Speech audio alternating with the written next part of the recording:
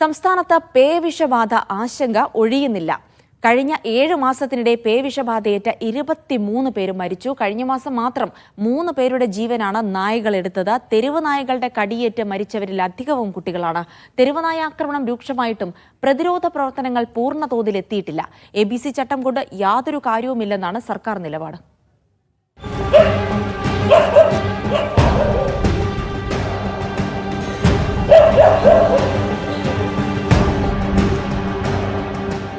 ഈ സമയവും നമ്മുടെ നാട്ടിൽ ആരെങ്കിലും തെരുവുനായയുടെ ആക്രമണത്തിന് ഇരയായിട്ടുണ്ടാകും. മുമ്പെങ്ങും ഇല്ലാത്ത വിധം തെരുവുനായ ശല്യം സംസ്ഥാനത്ത് രൂക്ഷമായി. സുരക്ഷിതമായി ഇരിക്കാമെന്ന് കരുതുന്ന വീടിനുള്ളിലേക്ക് പോലും ചോര കൊതിച്ച് തെരുവുനായ എത്തുന്ന സ്ഥിതിവിശേഷം നാട്ടിലുണ്ട്. കുട്ടികളും വയോധികരുമാണ് ഏറ്റവും അധികം തെരുവുനായ ആക്രമണത്തിന് ഇരയാകുന്നത്.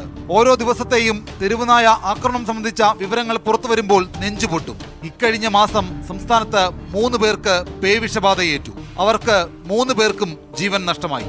ഓരോ മാസവും പേവിഷബാധയേറ്റ് മരിക്കുന്നവരുടെ എണ്ണം കൂടുകയാണ്. പേവിഷബാധ സ്ഥിരീകരിക്കുന്നവരിൽ ആരും ജീവിതത്തിലേക്ക് തിരിച്ചെത്തുന്നുമില്ല. കഴിഞ്ഞ 7 മാസത്തിനിടെ സംസ്ഥാനത്ത് പേവിഷബാധ സ്ഥിരീകരിച്ചത് 21 പേർക്ക്. മുഴുവൻ പേരും മരിച്ചു. 2 പേർക്ക് പേവിഷബാധ സംശയിച്ചു. അവർക്കും ജീവിതത്തിലേക്ക് തിരിച്ചു വരാനായില്ല.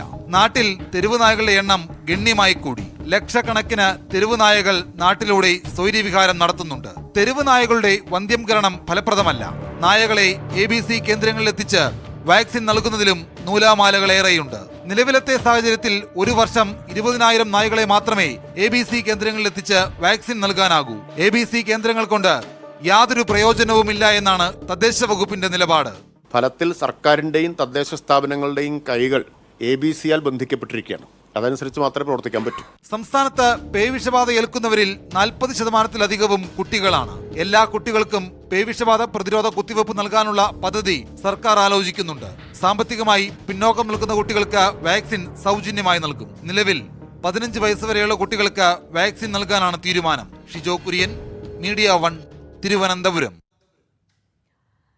തിരുവനന്തപുരത്ത് നിന്ന് ഷിജോ കുര്യൻ തത്സമയം ചേരുകയാണ്. ഷിജോ, തെരുവുനായ ആക്രമണം മുൻപെങ്ങുമില്ലാത്ത രീതിയിൽ വർദ്ധിച്ചുകൊണ്ടിരിക്കുന്നു. അത്തരം വാർത്തകൾ ഓരോ ദിവസവും സംസ്ഥാനത്തിന്റെ മുക്കിൽ മൂലയിൽ നിന്നൊക്കെ റിപ്പോർട്ട് ചെയ്യുന്ന ഒരു സാഹചര്യം കൂടിയുണ്ട്. അപ്പോൾ അത്തരമൊരു ഭീതിജനകമായ സാഹചര്യത്തിലാണ് മരണത്തിന്റെ അടക്കം കണക്കുകൾ പുറത്തു വരുന്നത്. മാത്രമല്ല, ഈ നായകളെ വന്ധ്യംകരിക്കാനുള്ള പദ്ധതിയൊന്നും കാര്യമായി നടക്കുന്നില്ല എന്നതുകൂടെ അത് ഭാവിയിലേക്കടക്കം വലിയ ഭീഷണി സൃഷ്ടിക്കുന്ന ഒരു പ്രശ്നം കൂടിയാണ്. എന്താണ് ഒരു പ്രതിവിധിയായി സർക്കാർ കാണുന്നത്? ABC കേന്ദ്രങ്ങൾ ഫലപ്രദമല്ല എന്ന് പറയുമ്പോൾ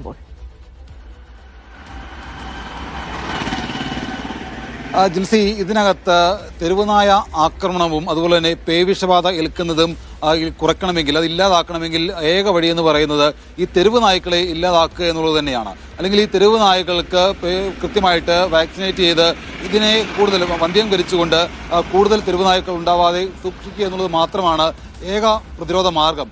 കൃത്യമായിട്ട് ആളുകൾക്ക് എല്ലാവർക്കും ഈ പ്രതിരോധ വാക്സിൻ കൂടി എടുക്കേണ്ടതായിട്ടുണ്ട്.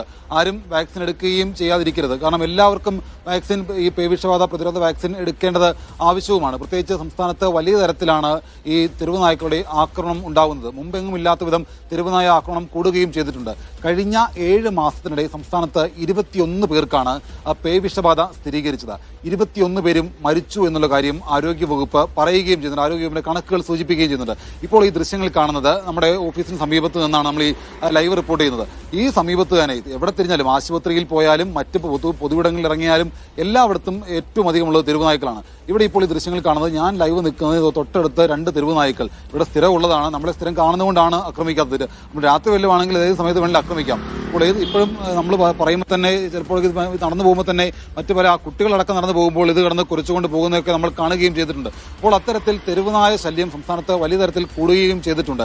നിലവിൽ ആരോഗ്യവകുപ്പിന്റെ കണക്ക് പ്രകാരം 21 ആളുകൾക്ക് ഈ വർഷം ഇതുവരെ പേവിഷബാധ സ്ഥിരീകരിച്ചു. 21 പേരും മരിച്ചു എന്നുള്ളതാണ് ആശങ്കപ്പെടുത്തുന്നത്.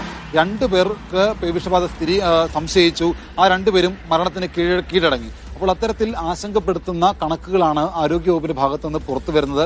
അപ്പോൾ ഇതിനകത്ത് ഇന്നലെ എം പി രാജേഷ് മാധ്യമങ്ങളെ കണ്ടപ്പോൾ മന്ത്രി പറഞ്ഞത് ABC-യാൽ സംസ്ഥാന സർക്കാരിന്റെ കൈകൾ ബന്ധിക്കപ്പെട്ടിരിക്കുകയാണ്. നിലവിൽ ഒരു വർഷം ABC കേന്ദ്രങ്ങളിലൂടെ 20,000 നായ്ക്കളെ മാത്രമേ വന്ധ്യംകരിക്കാൻ കഴിയുകയുള്ളൂ. സംസ്ഥാനത്ത് ലക്ഷക്കണക്കിന് തെരുവ് നായ്ക്കളുണ്ട്. ABC ചട്ടം കേന്ദ്ര സർക്കാർ കൃത്യമായിട്ട് അതിനകത്ത് കുറേയധികം പരിഷ്കാരങ്ങൾ വരുത്താതെ സംസ്ഥാന സർക്കാരിന് ഒന്നും ചെയ്യാൻ കഴിയില്ല എന്ന് നിസ്സഹായനായിട്ട് മന്ത്രി എം പി രാജേഷ് പറയുന്നുണ്ട്.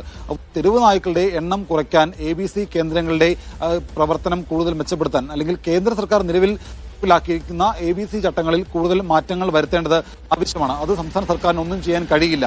എന്തായാലും സംസ്ഥാന സർക്കാർ പുതിയൊരു കാര്യം ആലോചിക്കുന്നുണ്ട്. ആരോഗ്യവകുപ്പ് 15 വയസ്സ് വരെയുള്ള കുട്ടികൾക്ക് വാക്സിൻ നൽകാനുള്ള ഒരു ആലോചന നടത്തുന്നുണ്ട്. അത് ഉടൻ തന്നെ 15 വയസ്സുള്ള കുട്ടികൾക്ക് വാക്സിൻ നൽകും. അതിനകത്ത് സാമ്പത്തികമായിട്ട് പിന്നോക്കം നിൽക്കുന്ന കുടുംബത്തിലെ കുട്ടികൾക്ക് സൗജന്യമായിട്ടായിരിക്കും വാക്സിൻ നൽകുക.